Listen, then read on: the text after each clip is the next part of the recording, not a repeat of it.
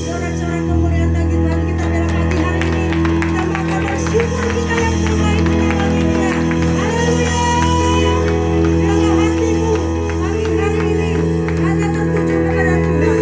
Dan Dia baik sekarang dan sampai selama-lamanya.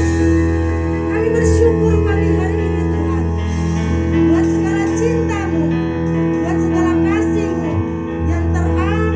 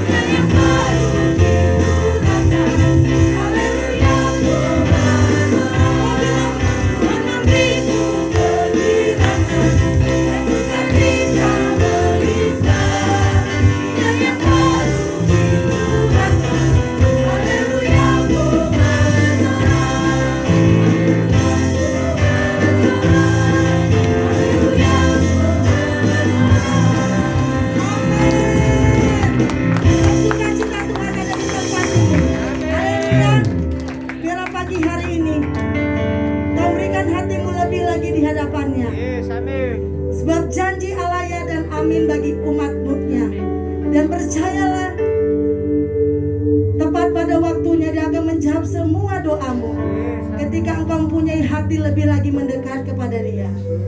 Terima kasih Bapa buat pagi hari ini Tuhan. Terima kasih Yesus. Terima kasih Roh Kudus. Kami mau menyerahkan seluruh hidup kami hanya kepadamu Bapa. Engkau mengurapi pribadi lepas pribadi umatmu pagi hari ini. Kami haus dan lapar akan Engkau. Urabasyakara mata karalamas yakara mata karalamas. Iya ramasyikara lamana maralambu. Kami bawa hati kami. Kami bawa penyembah kami Tuhan. Yesus. Inna ramasyakara lamanamu. Haleluya. Engkau ada di tempat ini Tuhan. Ya ramasyakara matakana masye. Yesus, Yesus Tuhan. Yesus, Yesus Raja kami. Allah yang kami sembah, Allah yang kami tinggikan, Allah yang kami puji. Dengan segenap hati kami, dengan segenap jiwa kami Tuhan, kami bawa penyembah kami. Sekarang katakanlah masyikara lamanamu. Irara masyakara lamana masyikira lamanamu. Yesus, Yesus Raja kami. Yesus, Yesus kekasih hati kami. Yesus, Yesus penolong kami. Ora masyakala lamata karala masye. Ira kasara mata kara masye. Oh sana bagimu. Oh sana bagimu Tuhan. Hanya Kau Tuhan, hanya Kau Bapa kami, hanya Engkau Tuhan.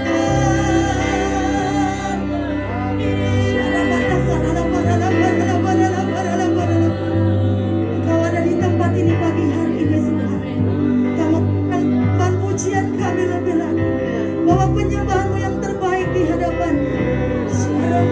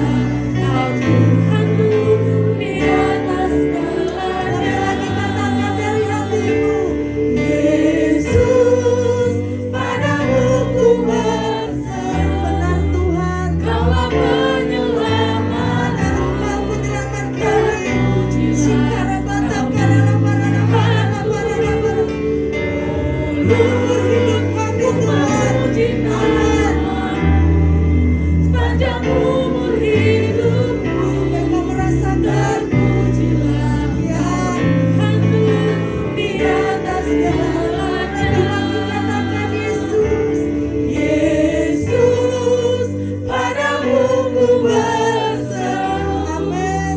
Kaulah penyelamatku. Terpujilah Kau Tuhanku. Ku memuji nama-Mu sepanjang umur hidupku. Terpujilah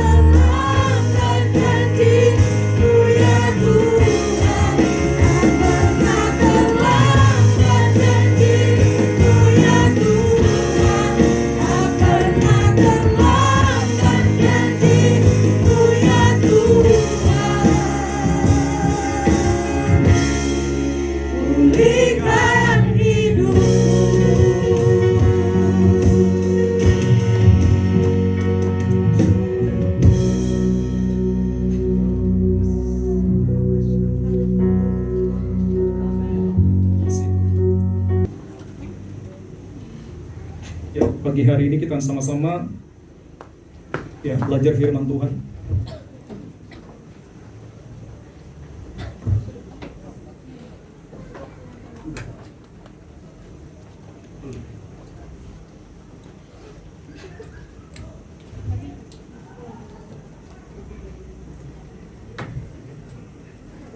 Oke, sama-sama coba kita buka di dalam Markus pasal yang pertama, ayat yang ke-35.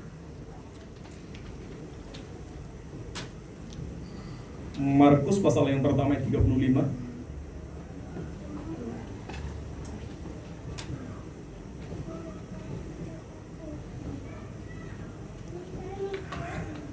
Sudah dapat katakan amin? Amin. Ya, sama-sama kita baca yuk, 2-3. Pagi-pagi benar, waktu hari masih gelap, ia bangun dan pergi keluar. Ia pergi ke tempat yang sunyi dan berdoa di sana. Nah, ini terlalu kencang ini. Oke. Jadi Bapak Ibu Saudaraku, ya, ayat ini ditulis. Ya, kalau Bapak Ibu baca satu perikop itu, di situ adalah peristiwa di mana Tuhan Yesus begitu sibuk melayani. Dia pelayanan dari kota ke kota, dari desa ke desa, ya. Dia begitu sibuk menyembuhkan yang sakit dan banyak hal lain lagi yang Yesus lakukan. Tapi saudara, Tuhan Yesus punya sebuah rutinitas, punya sebuah kegiatan rutin atau keteraturan yang dia bangun. Ya, ketika saya baca ya tafsiran daripada ayat ini, banyak yang menafsirkan bahwa sesungguhnya pergi ke sana, dikatakan di sini, pagi-pagi benar waktu hari masih gelap, ia bangun dan pergi keluar. Ia pergi ke tempat yang sunyi dan berdoa di sana. Nah, kata berdoa di sana, ada satu tempat di mana memang Yesus sering pergi ke sana dan dia mengasingkan diri dari segala kesibukannya dan dia membangun keintiman dengan Bapa. Ada satu tempat di mana dia selalu membawa hatinya, membangun persekutuan yang intim dengan Bapa. Jadi saudaraku, hari ini saya rindu kita sama-sama belajar tentang connection with God, relasi dengan Tuhan, keterhubungan dengan Tuhan. Ketika berbicara tentang koneksi, ya, atau relasi, atau keterhubungan dengan Tuhan, ini berbicara tentang hati dengan hati, tentang sesuatu yang sangat pribadi. Nah, Tuhan rindu saudaraku, kita memiliki koneksi dengan Tuhan. Hubungan pribadi, hubungan yang intim secara pribadi dengan Tuhan. Yang setuju katakan amin. Amen. Tuhan merindukan hal ini. Tuhan sangat rindu saudara. Kalau saya bisa membayangkan ya, dia sama seperti Bapa yang selalu menantikan anaknya, ya. Sama seperti Bapa yang selalu rindu membangun persekutuan dengan anaknya. Nah, kenapa sebenarnya hubungan manusia dengan Allah itu terputus? Yang sebenarnya dari awal ketika Tuhan menciptakan manusia, Tuhan menciptakan Adam dan Hawa, kerinduannya adalah Tuhan selalu dekat dengan mereka. Yang setuju katakan amin. Amin. Selalu terhubung dengan Bapa. Tetapi ada saatnya di mana hubungan Adam dengan Allah itu terputus. Apa penyebabnya? Kenapa? Ketika manusia jatuh ke dalam dosa. Betul ya? Terputus hubungan itu. Dan ketika terputus hubungan Adam dengan Allah, inilah awal malapetaka itu. Ketika relasi dengan Adam dengan bapaknya, dengan Allahnya terputus, inilah awal dari segala masalah. Dia langsung bergumul sendiri, dia langsung berusaha sendiri, dia langsung melakukan segala sesuatunya menurutnya, bukan lagi karena terhubungan dengan Tuhan. Saya rindu saudaraku, hari-hari ini yang perlu kita bangun adalah keterhubungan secara pribadi dengan Tuhan. Amin. Ada amin. Amin. Ya, keterhubungan secara pribadi dengan Tuhan. Ini bukan sebuah teori. Ini bukan sebuah aturan. Ini bukan sebuah agama, tapi ini sebuah kehidupan. Setuju katakan amin? Amin. Sebuah kehidupan lifestyle yang terjalin dari hari ke hari, ya, minggu ke minggu, bulan ke bulan, tahun ke tahun. Ini yang harus kita jagai. Harus ada keterhubungan dengan Tuhan. Karena Bapak Ibu Saudara yang terkasih, semenjak manusia jatuh dalam dosa, manusia sibuk dengan dirinya sendiri, berusaha dengan semampunya sendiri, punya visinya sendiri, punya keinginannya sendiri. Ini masalah. Kalau kita membaca, Bapak Ibu Saudaraku, bagaimana para pemimpin-pemimpin kita, para tokoh-tokoh Alkitab, para rasul dan para nabi, mereka semua adalah orang yang dekat dengan Tuhan. Ada amin. Mereka semua adalah orang-orang yang membangun keintiman dengan Tuhan. Mereka adalah orang-orang yang selalu terhubung dengan Tuhan. Mereka tahu tujuan hidup mereka datang ke dunia ini buat apa. Untuk apa mereka ditempatkan di muka bumi ini. Tapi dosa itu merusak hubungan antara kita dengan Tuhan. Sehingga bahwa hubungan dengan Tuhan itu bukan lagi menjadi sebuah prioritas utama. Padahal kalau kita baca di dalam Matius pasal yang ke-6 ayat 33, firman Tuhan berkata apa, saudara? Carilah dahulu kerajaan Allah dan kebenarannya, maka semua yang lain akan ditambahkan kepadamu. Sekarang terbalik, carilah semua yang ditambahkan, baru kerajaan Allah. Ini masalah. Saya rindu kita kembali kepada firman ini. Cari dahulu kerajaan Allah.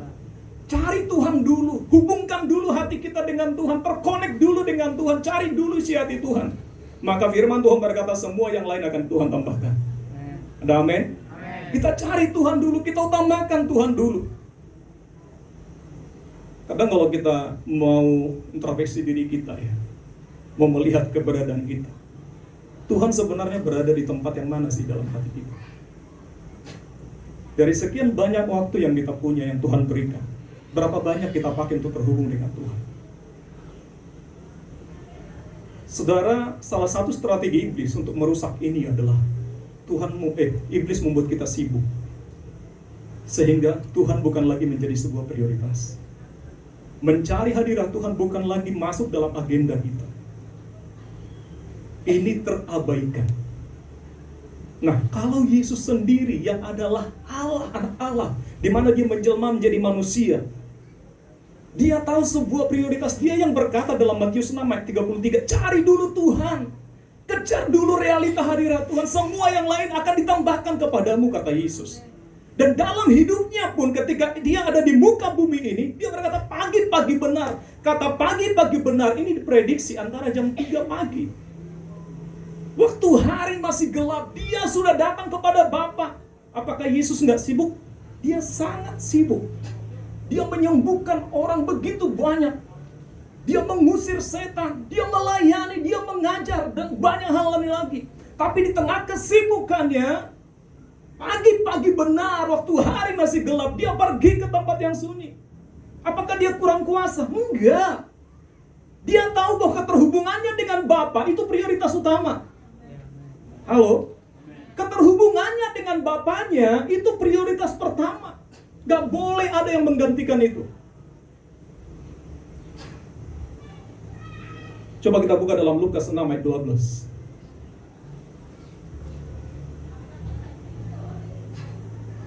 Ya, ada di slide ada. Kita buka sama-sama ya.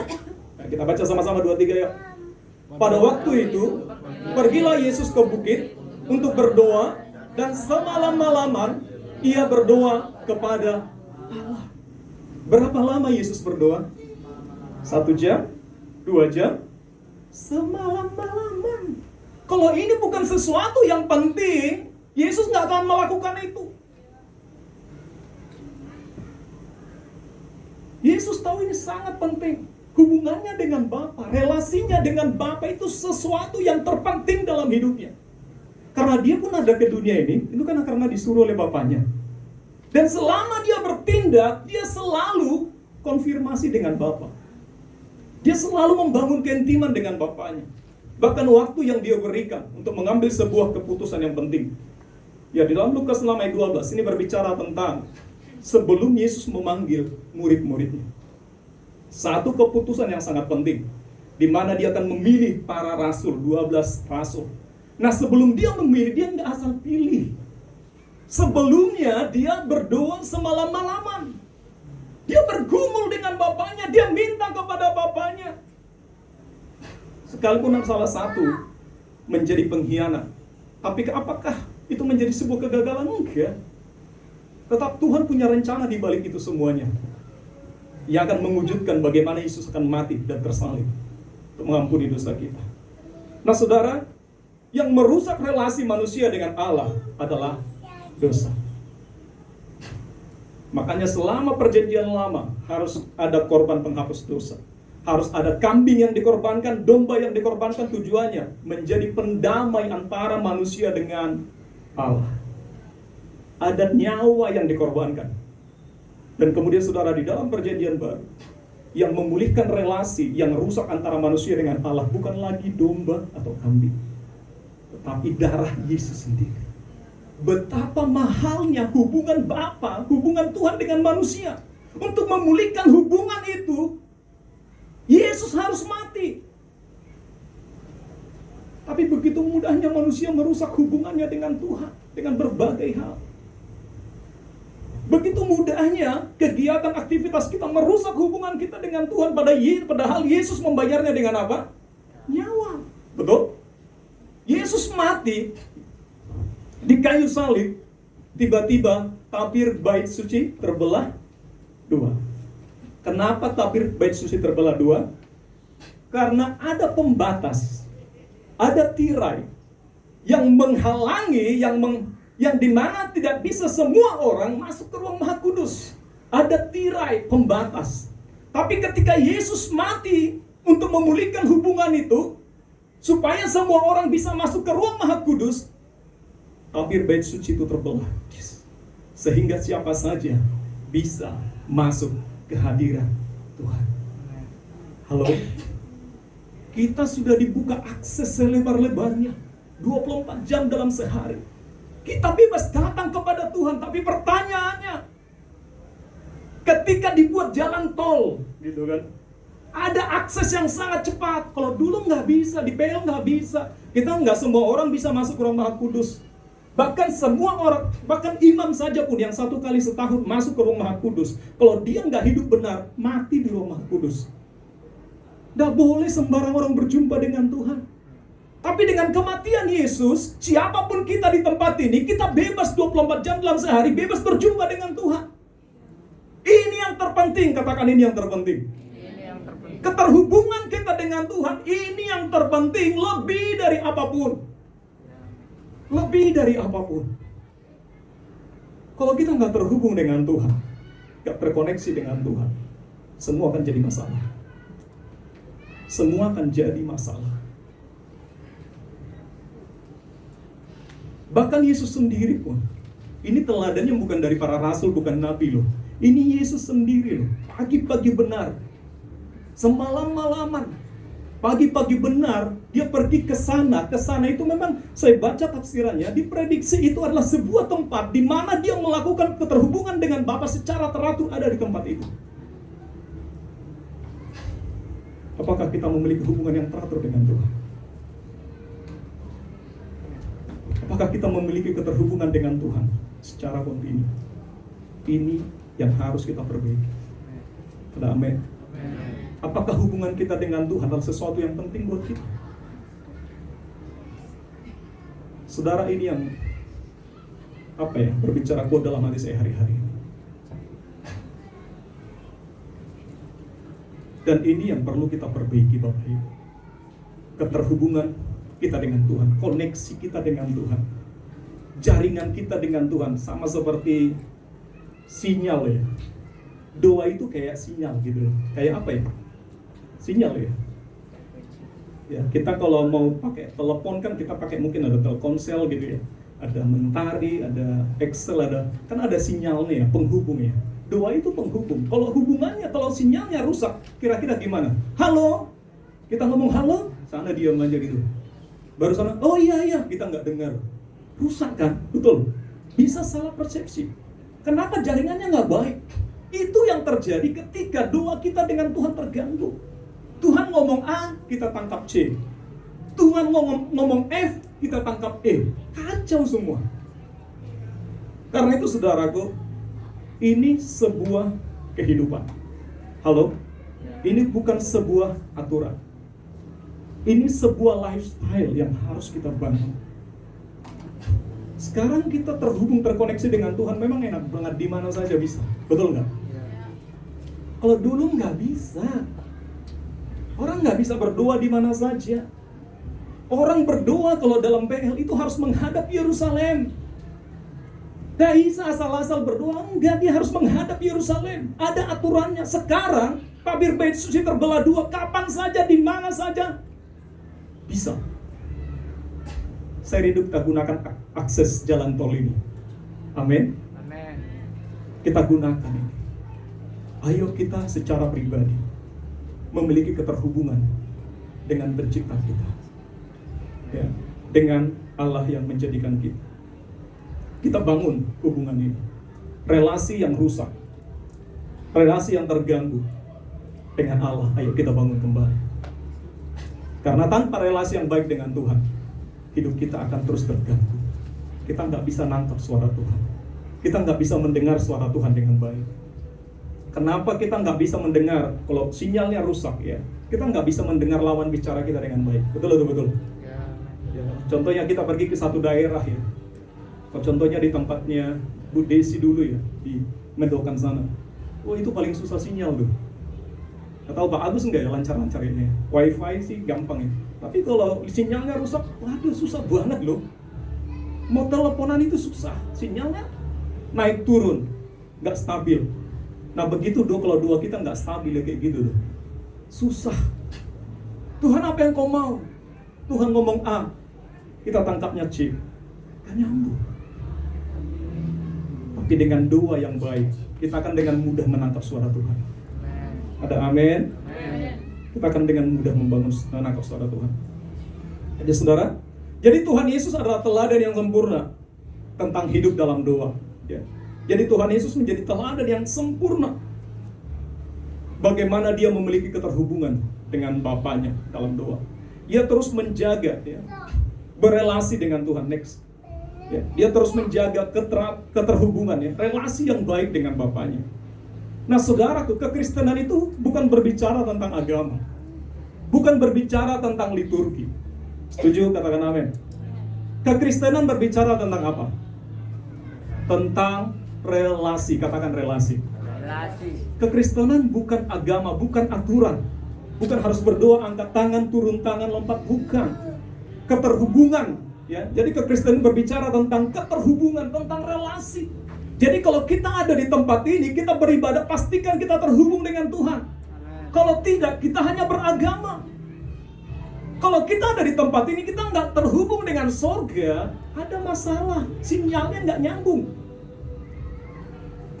Kita nggak hanya sekedar datang, duduk, diam, nyanyi-nyanyi, enggak. Karena kekristenan bukan berbicara tentang datang ke gereja, duduk diam, dengarkan khotbah, enggak. Tapi kekristenan berbicara tentang di mana hati saudara dan hati saya terhubung dengan pencipta kita. Kita menyembah dia, kita terhubung dengan Tuhan. Kalau tidak, sinyal kita rusak, terganggu. Karena kekristenan berbicara tentang relasi kita dengan Allah. Hal ini sangat penting. Sekali lagi saya garis bawahi, hubungan dengan Tuhan, relasi dengan Tuhan adalah hal yang terpenting. Katakan yang terpenting. Yang terpenting. Saya ngomong ini yang terpenting. Tuhan Yesus nggak salah menulis, berkata dalam Matius 6 ayat 33, cari Tuhan dulu, cari kebenarannya dulu, cari keren, nggak salah. Semua yang lain akan ditambahkan kepadamu. Cari Tuhan dulu. Saya rindu kita semua di tempat ini, setiap kita mencintai Tuhan, amen, mencari Tuhan dengan sungguh-sungguh. Ada amin? Amen. Kalau kita semuanya mencari Tuhan, dekat dengan Tuhan, saya sangat meyakini kita hanya menyembahku, menyembahmu. Hadirat Tuhan memenuhi tempat ini. Engkau yang sakit disembuhkan, engkau yang lemah dikuatkan. Hadirat Tuhan hadir, Roh Kudus hadir, pemulihan terjadi. Motivasi kita ke gereja ngapain? Tujuan kita di gereja ngapain? Kita rindu saudara memahami bahwa kekristenan kita itu berbicara tentang relasi, tentang hubungan. Amin. Ini fondasional, ini dasar sekali. Ini sangat dan mendasar yang harus kita miliki. Kalau kita nggak punya hubungan relasi yang baik dengan Tuhan, segala yang kita lakukan hanya formalitas. Gereja ini tidak akan ada bedanya dengan konser di luar sana, dengan pertemuan-pertemuan yang lain. Kalau di tempat ini, saudara dan saya tidak terhubung dengan surga. Sana kan tidak ada kan? Mereka nyanyi-nyanyi, sorak-sorai, senang-senang, happy-happy. Apakah mereka terhubung dengan Tuhan? Tidak. Bedanya kita adalah di sini ada pintu surga terbuka. Amin. Ada hati dengan hatinya Tuhan terhubung, itu bedanya. Itu yang membedakan kita dengan semua kegiatan di luar sana, saudara. Itu yang membedakan gereja, kekristenan dengan kegiatan dunia. Di dalam dunia yang lain gak ada keterhubungan dengan Tuhan. Mereka melakukan semuanya itu ya karena mereka senang, karena mereka suka. Tapi kita enggak. Kita datang ke tempat ini karena kita mau terhubung dengan Tuhan. Kita mau menyenangkan Dia. Dan Tuhan mendengar setiap seruan doa kita, saudara. Kita membawa duka kita di hadapan Tuhan. Saya sangat meyakini kalau ini menjadi lifestyle, gaya hidup kita. Saya percaya Tuhan bersama-sama dengan kita. Kalau Tuhan bersama-sama dengan kita, puji Tuhan, haleluya.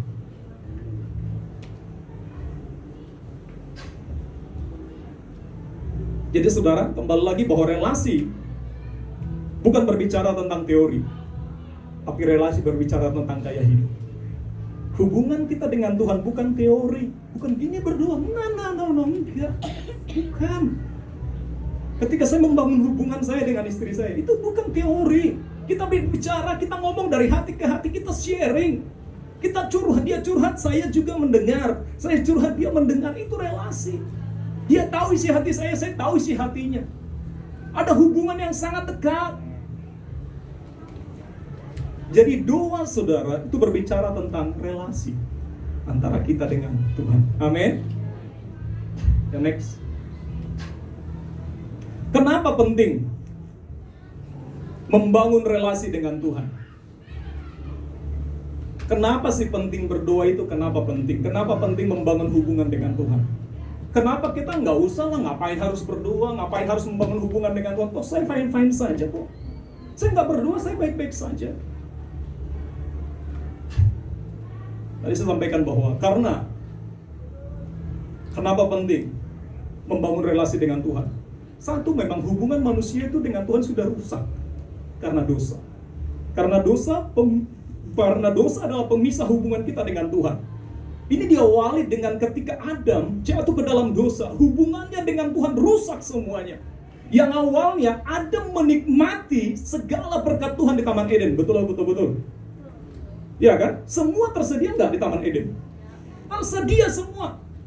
Nggak diajari dia di sana engkau akan berpeluh kesah. Di sana engkau akan menderita untuk dapat makan. Enggak. Di Taman Eden semua tersedia. Yang membuat ketersediaan itu hilang semua apa? Dosa, betul nggak? Ketika dia jatuh dalam dosa, dia langsung dibuang dari Taman Eden. Masuklah dia di padang gurun. Ya kan?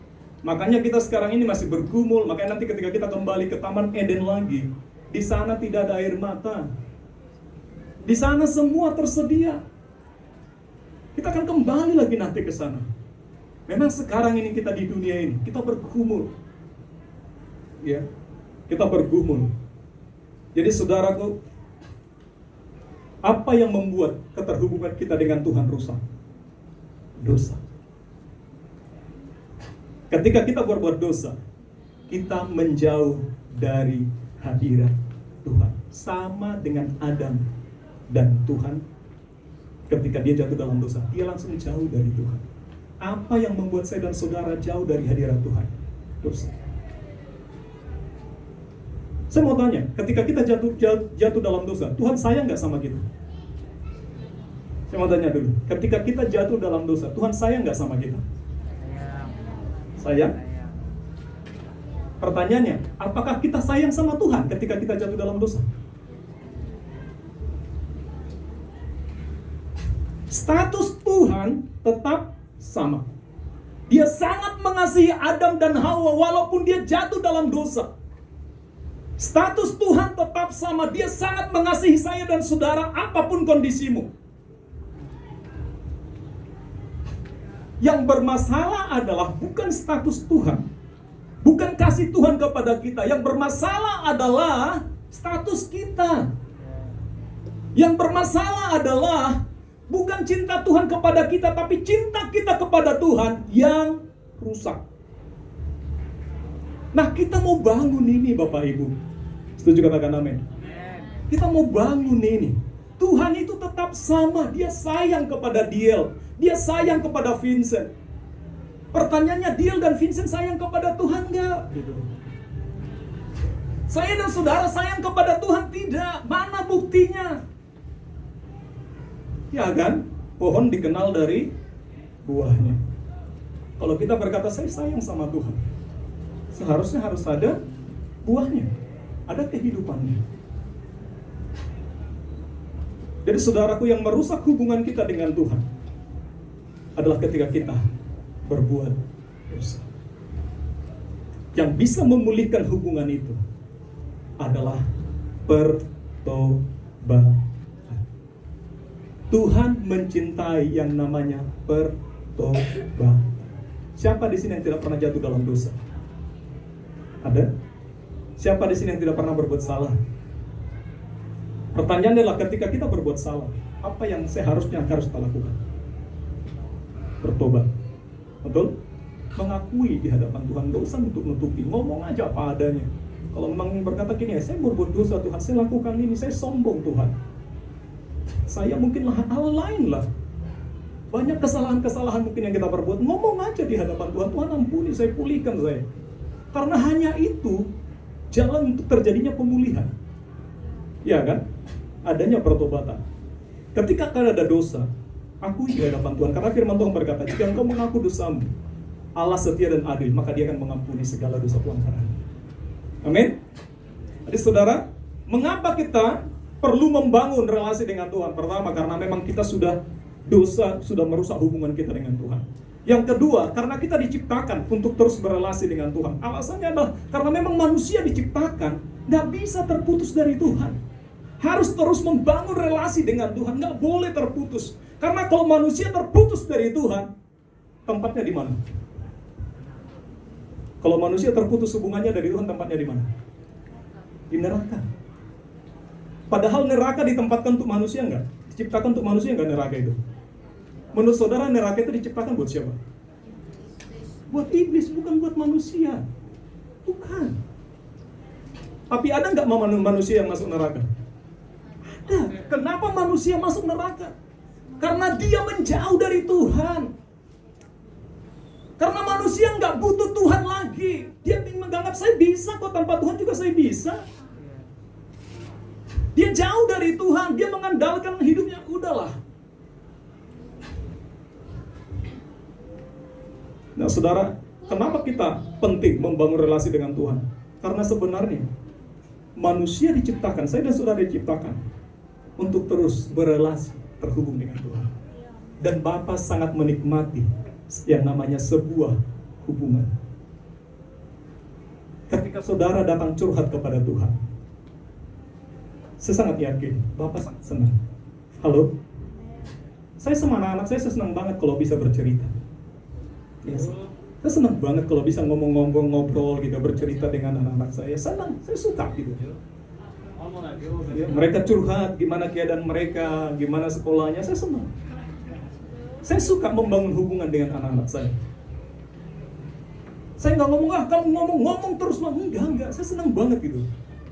Bahkan kalau bisa bangun satu hari tanpa gadget, hanya ngobrol. Asik dong. Sekarang ini yang rusak kan karena gadget kan relasi kan, betul atau betul? Ya kan, yang jauh semakin dekat, yang dekat semakin jauh. Ini karena apa? Gadget. Jadi memang mungkin dalam keluarga perlu dibuat satu hari no gadget. Ayo bercerita, ngobrol, bermain bersama. Apa tujuannya? Membangun relasi, membangun hubungan. Ini yang Tuhan. Saudaraku, yang hari ini rusak antara manusia, antara gereja dengan Tuhan adalah relasi. Hubungannya rusak, manusia sibuk sesibuk-sibuknya saudara. Sehingga waktu dengan Tuhan pun sudah terabaikan. Dan ketika manusia sibuk, dia sebenarnya makin menderita gitu. Karena sebenarnya kekuatan kita ini nggak seberapa kok. Betul atau betul? Kekuatan kita nggak seberapa. Disentil dikit aja, saudara. Ya, suatu ketika saya mandi. Dari situ saya menyadari bahwa sebenarnya kita ini lemah banget gitu ya. Ketika saya mandi, setelah saya mandi, saudara, langsung kecetit ya, urat kecetit, gitu. Langsung nggak bisa berdiri, saudara. Sakitnya mau coba luruskan, sakitnya minta ampun, kayak langsung keram gitu loh. Jadi kayak keram dia. Saudara pernah merasakan berenang, kakinya keram, sakit banget gitu. Mau diluruskan, sakit banget ya.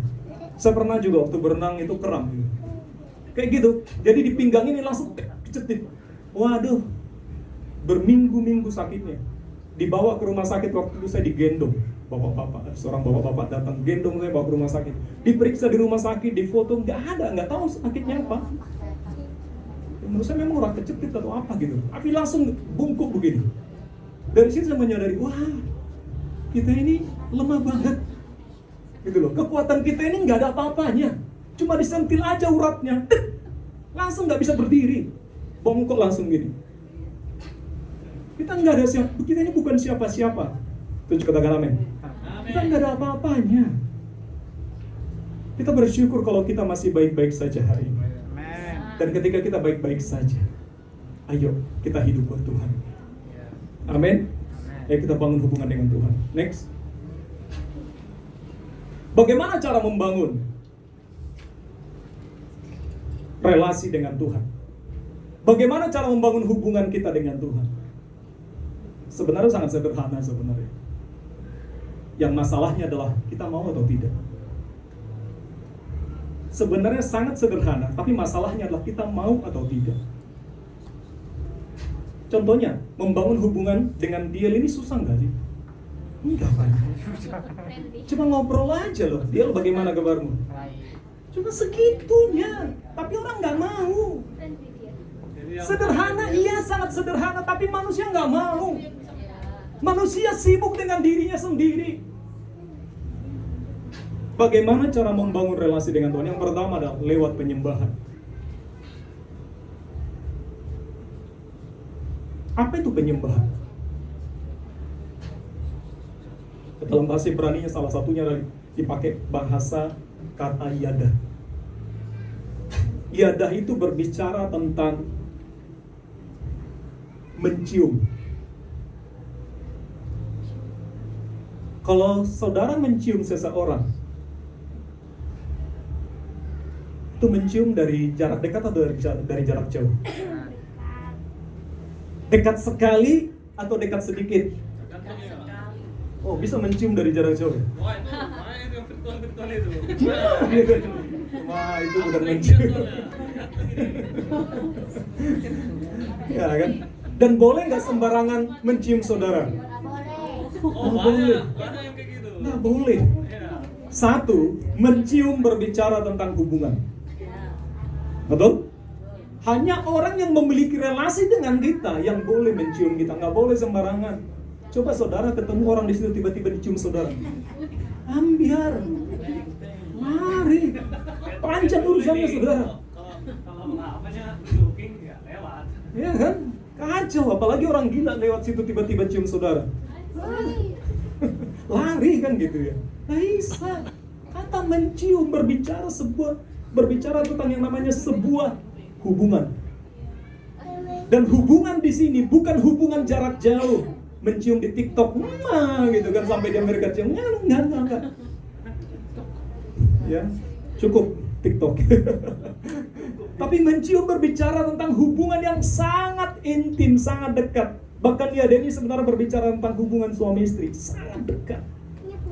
Jadi penyembahan itu berbicara tentang hubungan yang sangat intim, sangat dekat antara kita dengan Tuhan. Ini yang harus kita miliki Bapak Ibu. Ini yang harus ada dalam diri kita. Bukan cuma hubungan sekedar. Hubungan sekedar kalau kita butuh Tuhan, aku minta daftar list 100 permintaan. Enggak. Saya ketemu sama istri saya tidak mengajukan list yang ini. Enggak. Saya ketemu dengan istri saya, segala hal dibicarakan. Segala hal terbuka semuanya. Nah, kita dengan Tuhan kayak gitu, jangan datang hanya kalau kita butuh. Jangan. Kita datang kepada Tuhan karena kita mencintai Dia. Yang setuju katakan amin. Karena kita suka dekat dengan Dia. Makanya Daud berkata, beberapa minggu yang lalu firman Tuhan berkata gini, satu hal telah kuminta kepada Tuhan, dan itulah yang kuingini. Ngapain? Diam di rumah Tuhan seumur hidupku. Satu hal telah kuminta. Daud loh, dia bukan orang pengangguran loh ini. Dia seorang raja loh. Dia berkata satu hal telah kuminta. Ini permintaan Daud. Apa permintaannya? Dan itu juga yang kuingini. Ngapain? Diam di rumah Tuhan. Apa maksudnya? Apakah dia jadi seorang imam tinggal di bait Allah? Enggak. Itu berbicara tentang relasi yang selalu dia bangun dengan Tuhan. Itu berbicara tentang hubungan yang sangat dekat dengan Tuhan dimanapun dia berada. Bukan cuma ketika keadaan baik-baik saja, bukan. Kelebihan Daud menurut saya, dalam segala keadaan dia membangun keintiman dengan Tuhan. Bahkan ketika dia mau dikudeta Absalom, ketika Daud mau dibunuh oleh Saul, hatinya melekat dengan Tuhan. Dia nggak cari pertolongan dari orang lain, enggak. Dia datang di Goa Adulam, ketika dia mau dibunuh di sana, dia berkata, hanya dekat Allahku, rasa tenang hatiku, kau sertai. Itu kan Mazmur kan? Itu diambil dari kitab Mazmur. Hanya dekat Allahku, rasa tenang jiwa. Di tengah-tengah apa Daud menulis itu? Di tengah-tengah dia dikejar, mau dibunuh, saudara. Ini bukan berbicara tentang materi, ini berbicara tentang nyawa. Tapi dia berkata, hanya dekat Allah saja aku tenang. Jadi saudara, bagaimana cara membangun relasi dengan Tuhan? Yang pertama lewat penyembahan. Apa itu penyembahan? Penyembahan berbicara tentang relasi, hubungan yang sangat intim. Jadi kalau dikatakan, ayo kita nyembah Tuhan, tapi kita belum mengalami keintiman, sesungguhnya kita belum menyembah. Menyembah bukan cuma sekedar nyanyi, bukan cuma sekedar angkat tangan. Menyembah berbicara tentang kedekatan, keintiman antara kita dengan Tuhan. Ini yang mulai hilang, Bapak Ibu. Ini mulai hilang dari gereja Tuhan. Kedekatan, keintiman dengan Tuhan mulai hilang, mulai menipis. Saya rindu ini kita bangun lagi. Ada amin? Ayo kita bangun kembali keintiman dengan Tuhan. Karena kalau kita nggak intim dengan Tuhan, ini masalah. Kalau kita nggak dekat dengan Tuhan, ini masalah. Karena itu, sediakan waktu untuk menyembah Tuhan. Naikkan pujian syukur kita kepada Tuhan. Sediakan apa? Waktu. Sama seperti Yesus tadi, menyendiri. Dari kesibukannya, dia menyendiri. Dia cari Tuhan. Dia cari. Di tengah kesibukan saudara, di tengah kesibukan saya, kesibukan kita, ayo kita menyendiri dengan Bapa. Sembah Dia. Sekali lagi saya katakan, penyembahan bukan teori. Saudara tidak akan merasakan manfaat yang namanya dari sebuah kedekatan, keintiman, kalau saudara belum dekat dengan Tuhan. Ada privilege dari yang namanya sebuah kedekatan. Betul? Contohnya gini, kalau saudara dekat dengan Ibu Kofifa, saudara tahu Ibu Kofifa? Bukan tukang bakso di sana loh. Itu gubernur Jawa Timur. Baru kenal ya? Nanti kenalnya. Kalau saudara kenal dekat, bukan sekedar kenal loh ya, tapi kenal dekat. Kira-kira saudara bangga nggak? Datang ke rumahnya kapan saja, telepon Bu Kofifa, mana kabarnya? Gitu. Bu Kofifa, tak tolong dong, bla bla bla. Dekat banget gitu. Dia penguasa di Jawa Timur. Ya kan? Saudara bangga nggak? Kalau saudara jalan berdua sama dia di tengah-tengah keramaian, kira-kira mata orang lihat semua kan? Yang bangga siapa? Bu Kofifanya atau saudara? Bu Kofifa bangga sih kalau kira-kira dia jalan dilihatin orang semua, kemudian saudara ada bersama-sama dengan dia. Saudara bangga atau Bu Kofifa yang bangga? Yang bangga sebenarnya bukan Bu Kofifanya, karena memang dia udah gubernur. Yang bangga kitanya yang nempel ini loh. Iya kan, kita dapat privilege kan, karena kita dekat dengan dia. Dikawal kan, dia kan jalan nggak sembarangan, ada pengawalnya tuh. Ada apa namanya, kalau ada Satpol PP ya.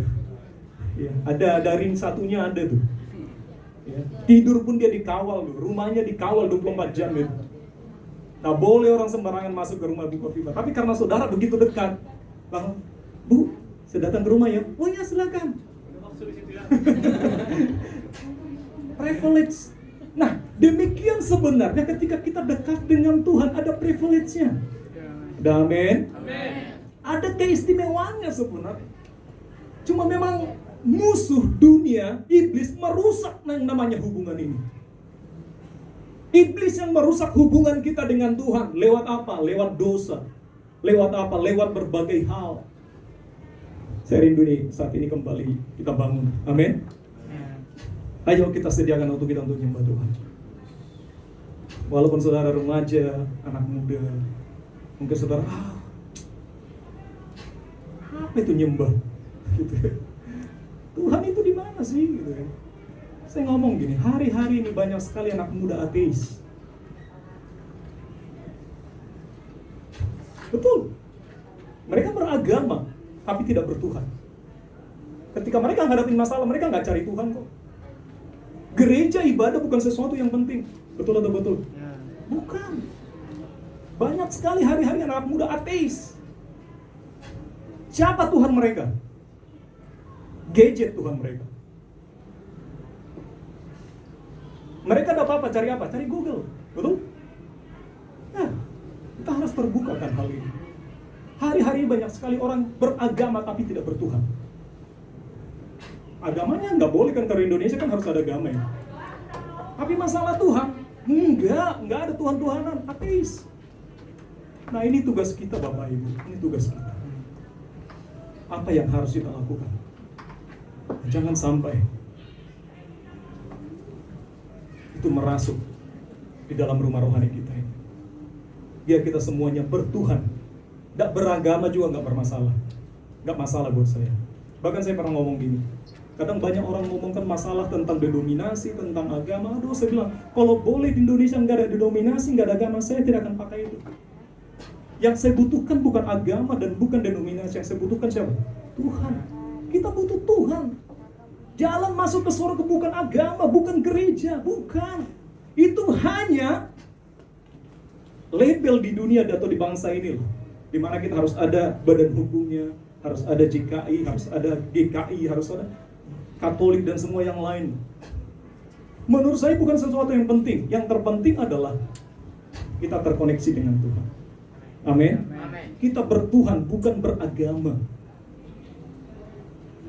Bagaimana caranya berrelasi dengan Tuhan? Yang pertama lewat apa? Penyembahan. Jadi seorang penyembah. Siapa di Alkitab menjadi seorang penyembah? Yang saudara tahu? Daud suka sekali menyembah. Suka sekali memuji Tuhan. Dan penyembahan itu menjadi sebuah lifestyle, sebuah gaya hidup, bukan aturan, bukan, tapi sebuah lifestyle. Suka menyembah. Menyembah jangan sampai hanya di gereja sekali seminggu, 2 jam. Ayo semuanya kita nyembah, haleluya. Sampai di rumah, haleluya. Hari Senin sampai Sabtu, haleluya, gitu kan. Sampai di Minggu baru masuk gereja, haleluya, sembah Tuhan, angkat tangan, angkat kaki, gitu kan. Pulang dari gereja, haleluya, gitu kan. Aduh, nah. Ayo kita jadikan lifestyle. Penyembahan ini menjadi lifestyle. Setuju, katakan amin. Kedekatan, memuji, menyembah Tuhan, bersyukur kepada Tuhan itu menjadi sebuah kehidupan. Saya rindu ini bukan hanya teori gitu. Yang saya sampaikan ini bukan teori, saudara. Ini sebuah kehidupan. Sehingga dimanapun saudara, kapanpun saudara bisa mengalami realita hadirat Tuhan. Lagi di jalan, nyetir mobil, ku menyembahmu, tiba-tiba air mata turun. Ku sembah, langsung I love you Lord, more and more I love you. Di mana saja, kapan saja saudara bisa mengalami realita hadirat Tuhan. ketika saudara memiliki hati yang menyembah, hati yang intim, hati yang melekat dengan Tuhan. Ada amin? Amin. Saya rindu yang kita bangun, saudara. Yang kedua, bagaimana caranya berrelasi dengan Tuhan? Lewat doa. Doa itu bukan laporan, bukan membuat list. Tuhan berkati kuliahku, Tuhan uang kos habis, Tuhan apalagi uang makanku habis, apalagi Tuhan list. Bukan laporan. Tuhan ini laporanku, Tuhan ini yang saya butuhkan bulan ini. Bukan. No. Doa berbicara tentang bercakap-cakap dua arah dengan Tuhan. Halo? Amin. Ketika kita ngomong, Tuhan dengar. Ketika Tuhan ngomong, saudara dengar enggak? Nah, ini masalah. Normal enggak sih kalau kita dengar Tuhan berbicara? Doa itu apa sih? Apakah doa itu laporan? Kita melapor, Tuhan dalam minggu ini, makasih ya Tuhan, kita pergi. Apa begitu? Enggak. Malah sebenarnya ambil banyak waktu, Tuhan yang ngomong, saudara yang diam. Halo? Bisa nggak sih kita nggak sibuk, kita diam, Tuhan yang ngomong? Tuhan bisa ngomong nggak sih sama kita? Tuhan itu hidup nggak sih? Saudara pernah dengar suara Tuhan nggak? Nah, ini masalah kan? Ini nggak normal ini. Nggak normal saudara ketika hanya kita yang ngomong dari awal sampai kita ngomong Tuhan. Tuhan nggak pernah ngomong. Bukan nggak pernah, kita nggak dengar suaranya. Kita nggak berikan kesempatan buat Tuhan ngomong. Di kesendirian kita, ada saatnya kita diam, Tuhan yang ngomong. Biarin dia ngomong. Tuhan ngomonglah apa saja. Kalau kita terkoneksi fokus dengan, makanya penyembahan itu sebenarnya sebuah fokus ya. Apa ya? Ya tadi itulah sinyal ya. Kalau contohnya ya, kalau saudara pakai gelombangnya, sinyalnya Telkomsel, kira-kira bisa saudara pakai kartu apa ya? Itu cocoknya sih radio kayaknya ya. Contohnya ya, gelombang 64,6 mungkin ya, Bahtera FM. Saudara pakai gelombang 60,4, kira-kira saudara tangkap Bahtera udah enggak? Enggak kan? Kenapa? Enggak sefrekuensi. Gelombangnya enggak sama. Kenapa kita enggak bisa dengar suara Tuhan? Gelombangnya enggak sama. Frekuensinya enggak sama. Yang saudara dengar suara asing. Betul? Saudara kita berdoa tapi yang dengar, masakan tuh gimana ya? Nanti selesai nyuci apa ya? Lain gelombangnya. Lain, enggak nyambung. Makanya kita dengar suara asing. Bagaimana caranya? Tuning, arahkan, fokuskan, sungguh-sungguh cari Tuhan. Maka kita akan bisa mendengar suara Tuhan. Apakah itu normal? Kalau saudara dengar suara Tuhan, apa itu normal? Normal nggak sih kalau saudara di gereja ini dengar suara Tuhan semua? Karunia-karunia roh ada nggak sih? Malah nggak normal kalau kita datang ke gereja, kita nggak bisa dengar suara Tuhan. Ini masalah.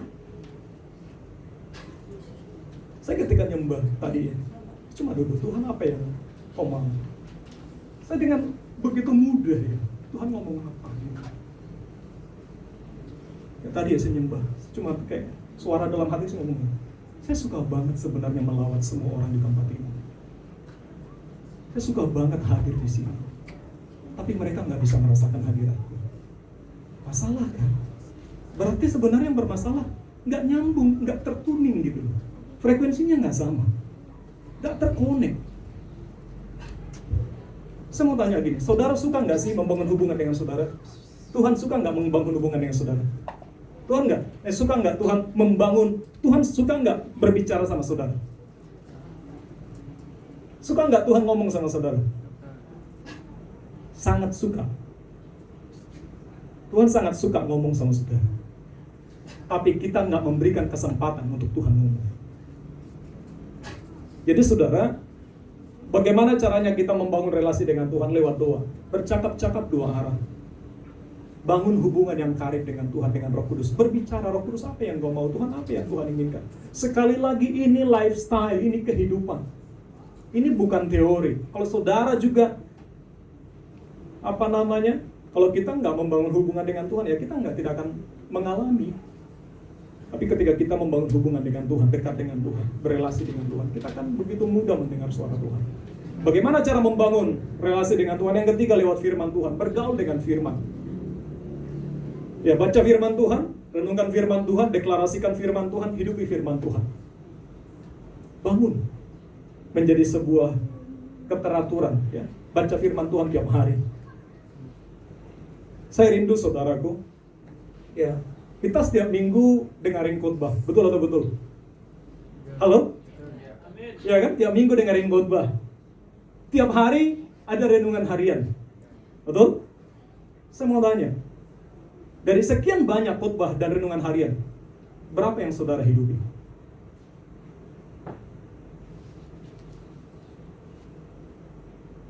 Berapa yang kita hidupi? Apa gunanya khotbah? Apa gunanya firman Tuhan? Apa gunanya renungan harian? Buat apa? Itu hanya biar pasti gembala sibuk saja itu. Ya khotbah kan biar ada ngisi waktu, biar ada jatuh. Apa begitu? Saya rindu ke depan ini. Setiap ada khotbah kayak ini harus kita hidupi dalam minggu ini. Kalau enggak, sia-sia saya berkhotbah di sini. Sia-sia. Kalau kita tidak hidupin, kita enggak deklarasikan tiap hari. Tuhan, contohnya dalam minggu ini kita membangun relasi dengan Tuhan. Deklarasikan tiap hari sepanjang minggu ini. Tuhan, saya membangun keintiman dengan Tuhan. Saya mendengar suaramu. Tuhan berbicara kepada saya. Deklarasikan terus. Tuhan Yesus, saya mau memberikan waktu untuk bergaul karib dengan Engkau. Bangun keintiman dengan Tuhan. Tiap hari deklarasikan, imajinasikan Engkau memiliki keintiman dengan Tuhan. Hidupi. Engkau akan melihat dampaknya. Engkau akan merasakan manfaatnya. Kalau enggak, saya berulang kali ngomong gini. Bagaimana caranya ketika contohnya di depan ini ya, contohnya disediakan makanan. Saudara kenyang nggak dengan makanan contohnya kalau ada di meja situ? Kenyang nggak? Ada makanan banyak di meja situ, saudara kenyang nggak? Ya. Lapar, ya kan? Tapi pertanyaannya, kenyang nggak? Tidak. Bagaimana caranya supaya saudara kenyang kalau banyak makanan di situ? Dimakan. Firman Tuhan sama. Kita tahu banyak firman nggak? Banyak. Banyak dengar firman nggak? Banyak. Kenapa firman nggak ada manfaatnya buat kita? Kenapa firman sedikit sekali manfaatnya buat kita? Kita hanya sekedar tahu, tapi kita nggak makan, kita nggak lakukan. Jadi saudara, ayo lewat firman Tuhan. Firman Tuhan kita deklarasikan, kita perkatakan, kita imajinasikan, kita hidupi Tuhan di dalam nama Yesus.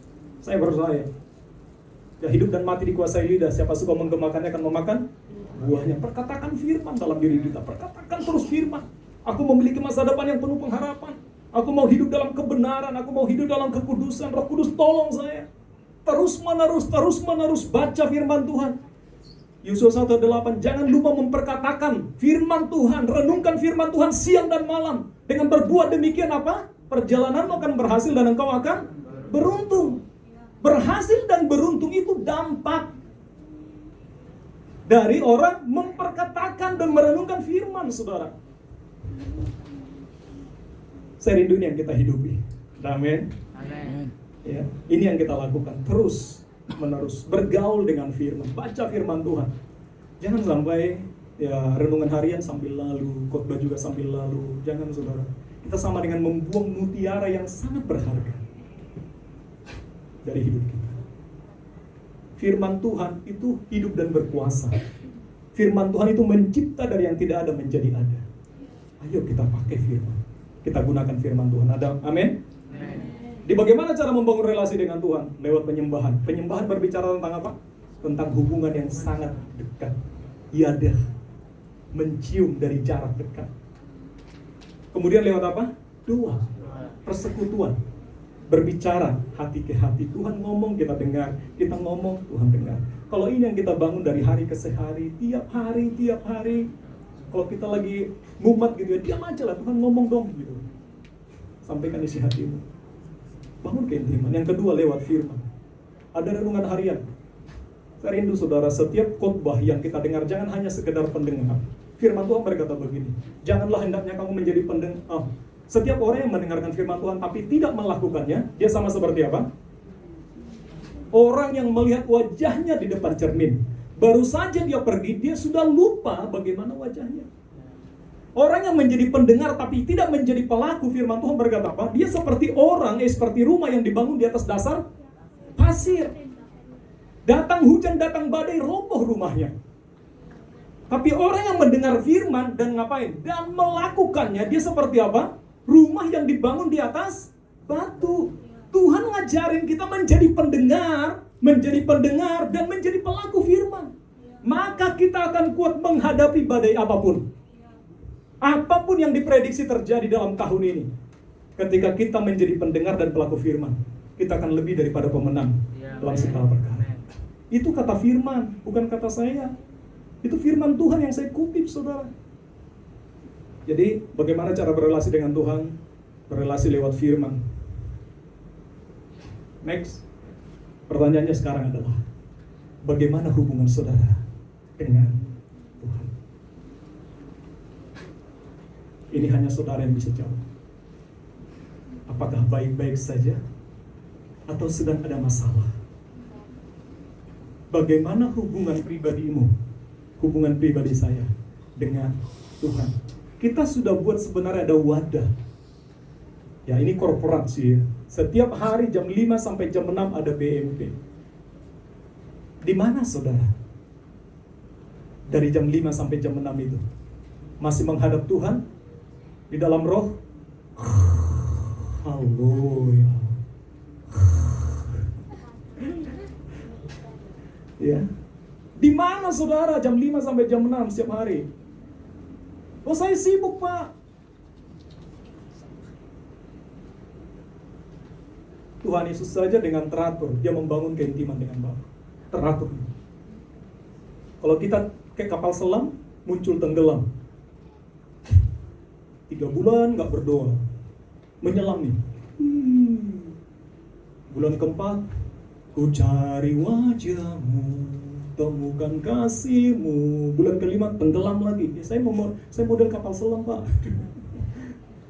Biar kita model kapal perang, amin. Yang siap sedia kapan saja, situasi dan kondisi apapun. Ada sukacita? Saya semenjak ada BMP, belum sekali saya nggak ada di situ.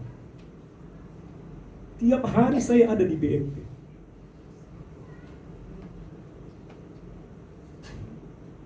Dan saya rasa bagi saya itu nggak cukup, sangat minim. Saya rindu gini Bapak Ibu. Kekuatan kita menghadapi dunia ini sebesar apa sih? Kuat apa sih kita ini? Menghadapi pergumulan pekerjaan, pergumulan rumah tangga, pergumulan relasi. Kita ini kecil banget loh kekuatannya.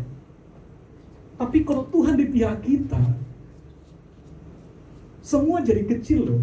Amin. Tuhan itu kayak matahari loh besarnya, dibandingkan dengan masalah kita mungkin kayak koin gitu ya.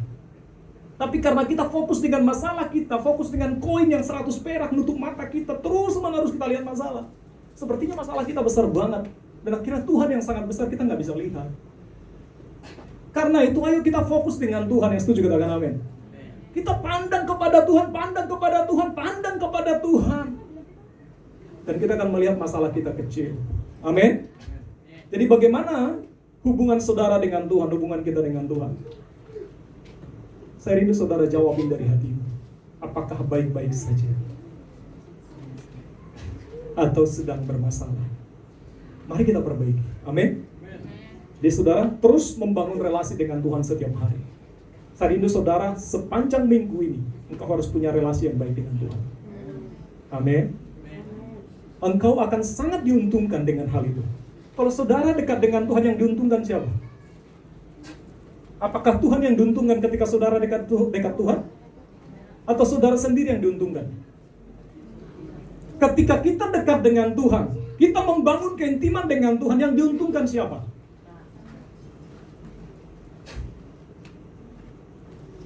Saudaraku, yang paling diuntungkan ketika kita dekat dengan Tuhan, yang paling diuntungkan adalah saya dan saudara. Amin. Bukan Tuhan yang diuntungkan. Tanpa kita pun Tuhan tetap sama, dia tetap Tuhan. Tapi kalau kita tanpa Tuhan, kita ambiar. Jadi yang paling membutuhkan Tuhan, bukan Tuhan yang membutuhkan kita, tapi kita sebenarnya yang paling membutuhkan Tuhan. Kita yang sangat butuh akan Tuhan, bukan Tuhan yang butuh kita. Dia karena kasihnya aja dia rela mati buat kita gitu. Sebenarnya tanpa kita pun ya Tuhan tetap sama saja. Jadi saudara, ayo mulai hari ini membangun relasi secara pribadi dengan Tuhan. Amin. Nah, wujud daripada saya dan saudara mengasihi Tuhan adalah dengan kita membangun keintiman dengan Bapa. Kalau kita berkata aku mengasihi Bapa, wujudnya adalah kita berelasi baik dengan Tuhan. Kalau saudara berkata aku mengasihi seseorang, syaratnya adalah dia punya relasi yang baik dengan orang tersebut. Contohnya gini, aku mengasihi mamaku, tapi kita telepon aja sekali sebulan, sekali setahun. Saya cuma ngomong gini, kasih kita gombal. Gak bisa. Gak bisa. Salah satu yang bukti atau wujud daripada kita mengasihi Tuhan adalah kita membangun relasi yang sangat dekat dengan Dia. Next. Okay. Dan faktor utama dalam hal membangun relasi adalah waktu. Ya, dengan waktu. Nah, kita memberikan persekutuan, bersekutu dengan Tuhan secara pribadi akan menentukan kualitas hubungan kita dengan Tuhan. Waktu. Jangan buru-buru ketika bersekutu dengan Tuhan. Baru 5 menit, ku menyembahmu. Mau masak kah? Enggak. Ku sembahmu. Aduh, kerjaku banyak kah? Tinggal. Nah, seperti itu. Coba atur kegiatanmu sedemikian rupa, sehingga kita punya waktu secara pribadi bersama-sama dengan Tuhan. Coba tinggalkan semua rutinitas kesibukan kita. Cari Tuhan. Ada amin? Cari Tuhan. Mungkin kita berkata, tapi saya sibuk banget loh. Pekerjaan saya banyak. Saya cuma ngomong gini, ketika kita semakin sibuk, sebenarnya kita semakin butuh Tuhan. Karena kalau tidak, kita akan ambiar dengan banyaknya kesibukan itu. Siapa di sini yang butuh Tuhan? Amin. Semua kita sangat membutuhkan Tuhan. Kalau saudara butuh Tuhan, wujudnya adalah bangun keintiman dengan Tuhan. Bangun relasi dengan Dia. Saya percaya saudara, kalau ini yang kita kerjakan hari-hari ini, kita lakukan, saya sangat meyakini kehadiran Tuhan, realita hadiran Tuhan, bukan hanya sebuah ilusi. Mujizat bukan sebuah ilusi. Bukan hanya sebuah sesuatu yang tidak nyata. Damai sejahtera, sukacita bukan sesuatu yang abstrak, bukan sesuatu yang jauh dari kita. Karena itu yang sangat terpenting buat kita hari-hari ini yang harus kita hidupi adalah bangun relasi dengan Tuhan. Ada amin? Bangun keintiman dengan Tuhan. Dimanapun saudara, kapanpun, bangun keintiman dengan Tuhan. Ini yang sangat terpenting. Karena ini nanti akan menentukan bagaimana hubungan kita dengan orang lain, bagaimana hubungan suami istri, bagaimana hubungan orang tua dengan anak, bagaimana hubungan saudara dengan gereja, bagaimana hubungan saudara dengan lingkungan sekitar. Kunci utamanya, dasarnya adalah hubungan dengan Tuhan. Kalau hubungan kita dengan Tuhan tidak baik-baik saja, banyak hal akan bermasalah. Jadi kunci utamanya, pondasinya adalah hubungan dengan Tuhan. Kalau ini baik-baik saja, semuanya akan baik-baik saja. Tapi kalau hubungan dengan Tuhan bermasalah, hubungan yang lain lebih parah. Jadi saudara, ayo hari-hari ini kita bangun relasi dengan Tuhan. Amin. Sama-sama kita berdoa. Tuhan, terima kasih Bapak.